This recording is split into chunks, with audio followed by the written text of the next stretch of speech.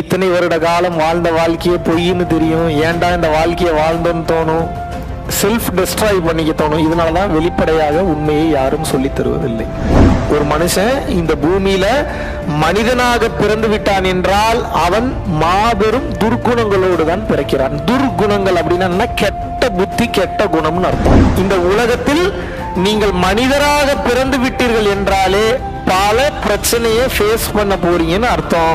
இந்த பல பிரச்சனையை எப்படி ஃபேஸ் பண்றதுன்ற அந்த பக்குவம் தெரியவில்லை என்றால் you will suffer a lot.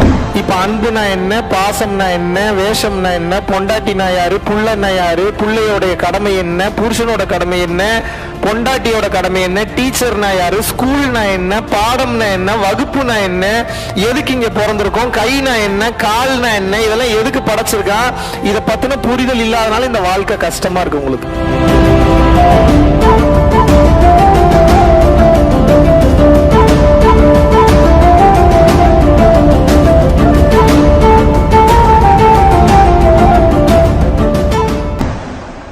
ஏன் இந்த மாதிரியான வகுப்புகள் வெளிப்படையா பேசணும் அப்படின்னா, உண்மை அவ்வளவு தூரத்துல தள்ளி இருக்கு. நம்ம அது ஓரளவுக்காவது பக்கத்துல போனாதான் அதை பத்தி பார்க்க முடியும். ஆனா இன்னைக்கு ஏன் இதை வெளிப்படையா பேச முடியல அப்படின்னா, அதை வெளிப்படையா பேச பேச கொஞ்சம் வலிக்கும், குத்தும், கொடையும். நீ இத்தனை வருட காலம் வாழ்ந்த வாழ்க்கையே பொய்ன்னு தெரியும், ஏன்டா இந்த வாழ்க்கையை வாழ்ந்தோன்னு தோணும், செல்ஃப் டெஸ்ட்ராய் பண்ணிக்க தோணும். இதனாலதான் வெளிப்படையாக உண்மையை யாரும் சொல்லி தருவதில்லை. இருந்தாலும் இன்று ஒரு படி உங்களுக்கு மேல போய் அனைத்து உண்மைகளையும் நான் சொல்லலாம் என்று இருக்கிறேன். இந்த பூமியில ஒரு மனிதன் மனிதனாக பிறந்து விட்டான் என்றாலே மாபெரும் துர்குணங்களோட தான் அவன் பிறக்கிறான்.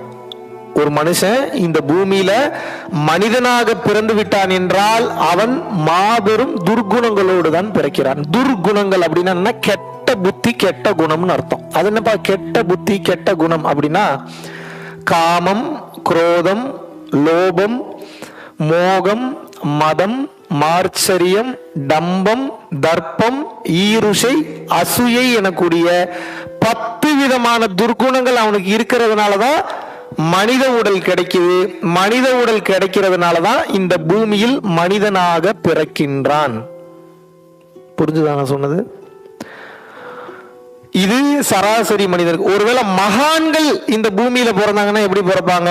அவர்களும் இந்த துர்குணங்களில் 10ன்றது ஒரு 2-3 வச்சுட்டு பிறப்பாங்க.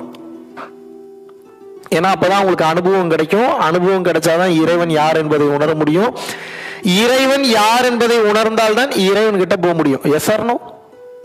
புரியுதுல்ல? இப்ப நீங்க புரிஞ்சுக்கணும். இப்ப மனிதனா பிறந்துட்டீங்க. இப்ப நம்ம கிட்ட என்ன பிரச்சனை? எல்லாமே பிரச்சனை தான். இந்த உலகத்தில் நீங்கள் மனிதராக பிறந்து விட்டீர்கள் என்றாலே பல பிரச்சனையை ஃபேஸ் பண்ண போறீங்கன்னு அர்த்தம். இந்த பல பிரச்சனையை எப்படி ஃபேஸ் பண்றதுன்ற அந்த பக்குவம் தெரியவில்லை என்றால் you will suffer a lot. இதுக்குதான் மனிதன் என்ன சொன்னா, உயர்ந்த நிலை அடைந்த மனிதன் என்ன சொன்னானா, நீங்கள் வாழும் போதே ஞானத்தை பெற்றுவிட வேண்டும் என்று கூறினார்கள். ஏன் ஞானத்தை பெற வேண்டும்? ஏன் ஞானத்தை பெற வேண்டும் என்றால், ஞானம் ஒன்று மட்டும்தான் உங்களை எல்லா பிரச்சனைகளில் இருந்தும் விடுதலை அடைய செய்யும். ஞானம் நீங்க பெறல அப்படின்னா பிரச்சனைகளில் இருந்து உங்களால் வெளியே வர முடியாது. இவ்வளவுதான் ஞானம். அது எப்படி புரியல எனக்கு. இப்போ நான் என்ன பண்றேன் அப்படின்னா, கொஞ்ச நேரத்துக்கு கண் மூடி தியானம் பண்ணுங்கன்னு சொல்றேன். நல்லா கவனிக்கணும். நல்லா 2 காதையும் ஓபன் பண்ணி வச்சுட்டு விழிப்பா கேட்கணும் நான் சொல்ற விஷயத்த. எல்லா லைட்டையும் ஆஃப் பண்ண சொல்லிட்டு உங்களை தியானம் பண்ண சொல்றேன். நீங்களும் நல்லா உட்கார்ந்து தியானம் பண்ணிக்கிட்டே இருக்கீங்க. டக்குன்னு நீங்க கண் திறந்து பார்க்கும்போது முன்னாடி ஒரு பெரிய கிங் கோப்ரா இருக்கு. உங்க முன்னாடி தெரியுது.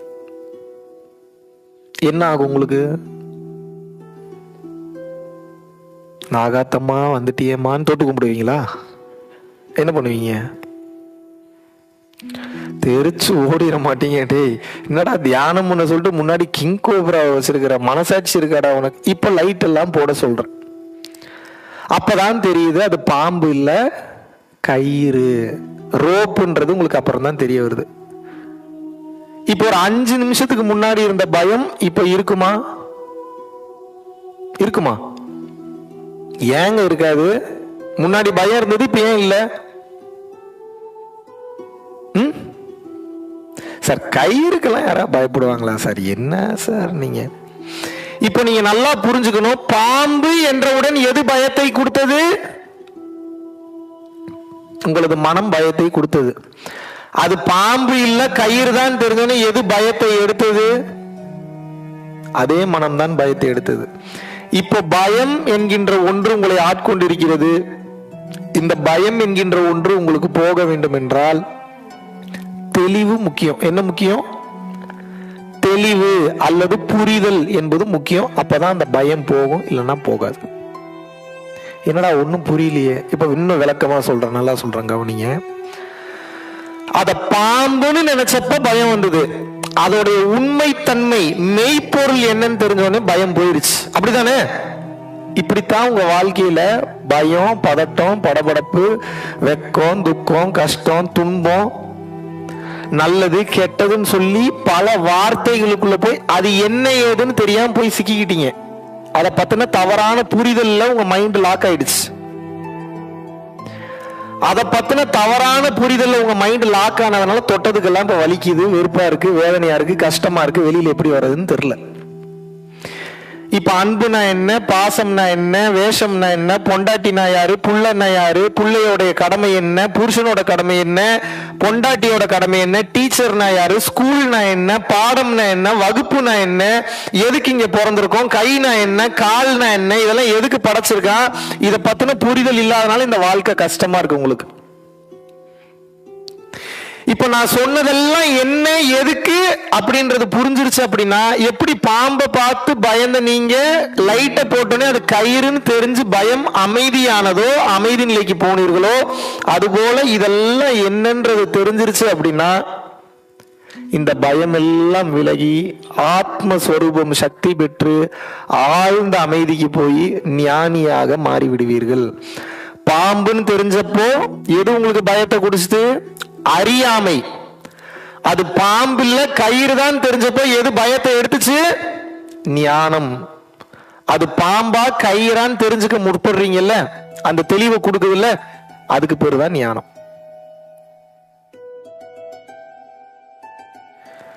இப்ப நீங்க இன்னைக்கு ஃபுல்லா கத்துக்க போறது என்ன அப்படின்னா, ஜாலியா கதை கேட்கிற மாதிரி கேட்டுக்கிட்டே வாங்க. உங்களுக்கு டவுட்டே வேண்டாம், நீ நோட் பண்ணி வைக்கணும்ன்ற அவசியம் கூட இல்லை. உங்க வாழ்க்கையில நான் பேசினது ஏதோ ஒண்ணு, ஏதோ ஒரு சுச்சுவேஷன்ல தேவைப்படுதுன்னா சத்தியம் மட்டும் சொல்கிறேன், அது அந்த நேரத்தில் வந்து நிற்கும். அதனால நீங்க அதை பத்தி கவலைப்படணுன்ற அவசியமே கிடையாது. நானே சொல்லுவேன், ஒரு சில பாயிண்ட்ஸ் நோட் பண்ணி வைங்க, ரொம்ப ரொம்ப முக்கியமான பாயிண்ட்ஸ் எழுதி வச்சுக்கோங்க. அப்ப நீங்க நோட் பண்ணீங்கன்னா போதும். அது வரைக்கும் என்ன பண்ணணும், ஜாலியா கதை கேட்டுக்கிட்டே வாங்க. இறுதியில உங்களுக்கு புரிஞ்சிடும் என்ன ஏதுன்ற அந்த புரிதல் ஆட்டோமேட்டிக்கா வந்துடும். கிளியர்? ஓகே. இப்போ இந்த மனித வாழ்க்கையில் நீங்கள் தெரிந்து கொள்ள வேண்டிய முக்கியமான தத்துவம் என்ன அப்படின்னா, ஏன் இங்கே நான் பிறந்திருக்கிறேன்? இந்த கேள்விக்கு பதில் தெரிஞ்சதுன்னா அமைதியாயிருவீங்க. நான் ஏன் இங்கே பிறந்திருக்கிறேன்? ஏன் பிறந்திருக்கீங்க நீங்க வேணா சொல்லுங்க, நான் வேணா தெரிஞ்சுக்கிறேன். சும்மா தெரிஞ்ச தப்பா சொன்னாலும் பரவாயில்ல, சொல்லுங்க. ஏன் பிறந்திருக்கீங்க? என்னங்க இப்படி இருந்தா நான் எப்படிங்க கிளாஸ் எடுக்கிறது? ஏதாவது பதில சொல்லி ஏதாவது ஈக்குவலா மெயின்டைன் பண்ணி என்னைய கொஞ்சம் என்டர்டைன்மெண்டா வச்சிருந்தீங்கன்னா கிளாஸ் எடுக்கலாம். ரொம்ப நல்ல பிள்ளைங்க மாதிரி உட்காந்துருக்க கூடாது. சொல்லுங்க, பதில் சொல்லுங்க. ஏன் இங்க நம்ம பிறந்திருக்கிறோம்? வாழ்வதற்கு. Very good, nice answer. And then ஜாலியா இருக்கணும். Very good. வேற? கர்மாவை சேர்க்கிறதுக்கா? குறைக்கிறதுக்கு. Okay, very good. வேற? சந்தோஷமா இருக்கிறதுக்கு. Very good. வேற?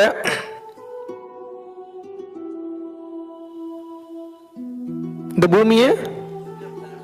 பூமியில உள்ளதை அனுபவிக்கிறக்கா அண்ணன் பிறந்திருக்கிறார். Very good. வேற என்ன பண்றதுக்கு? பாடம் கற்றுக்கொள்வதற்கு. Nice answer. Very good. வேற?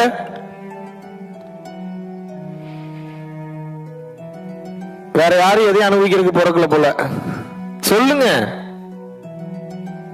மனித வாழ்க்கையை அனுபவிப்பதற்காக. நான் என்ன சொல்றேன் அப்படின்னா, இந்த வாழ்க்கையை நீங்கள் அடைந்திருப்பதற்கு, பெற்றிருப்பதற்கு உண்டான மாபெரும் காரணம். நீங்க எல்லாம் சொன்னதெல்லாம் உண்டு, நான் இல்லைன்னு சொல்ல. பட் அதெல்லாம் விட ஒரு பெரிய வேலை இருக்கு.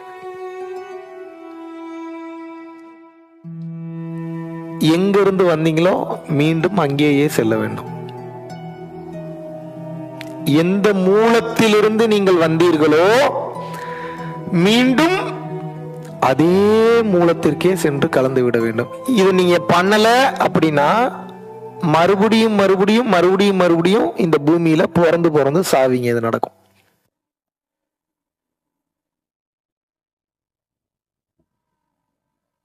பரம்பொருளின் கருணையினால உங்களுடைய இடைவிடாத அன்னதானத்திற்கு நீங்கள் அனுப்பப்பட்ட பணத்தின் மூலியமாக பல லட்சம் உயிர்களுக்கு இது நாள் வரைக்கும் சாப்பாடு கொடுத்துருக்கோம்.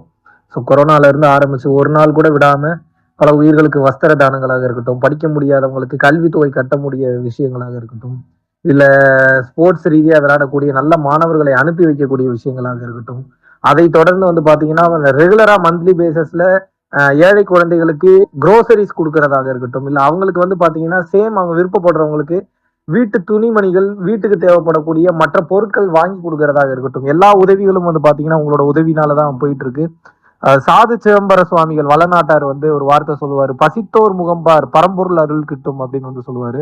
வள்ளல் பெருமானும் ஜீவகாருண்யம் உள்ள சம்சாரிகளுக்கு எப்பேற்பட்ட சூழ்நிலையிலும் பாத்தீங்கன்னா அவங்களோட லாபம் தடைபடாது, தொழில் பிரச்சனைகள் நிவர்த்தியாகும். அதை தொடர்ந்து வாழ்க்கையில குடும்ப பிரச்சனைகள் விலகும். அதுபோக குழந்தை சம்பந்தமான பிரச்சனைகள் எதுவாக இருந்தாலும் இந்த அன்னதானத்திற்காக நீங்கள் செய்யக்கூடிய ஒவ்வொரு ரூபாயும் அது உங்களுக்கு நிச்சயமாக புண்ணியமாக சேரும். புண்ணியத்தை கடந்த நிலையில் முக்தி பாதைக்கும் அது நிச்சயமாக உங்களை வழிநடத்தும். சித்தர்கள் உங்களுக்கும் உங்கள் குடும்பத்தாருக்கும் வழங்க வேண்டுகிறேன். குருவின் பரிபூர்ண அருளாசிகள். குரு கடாட்சம்.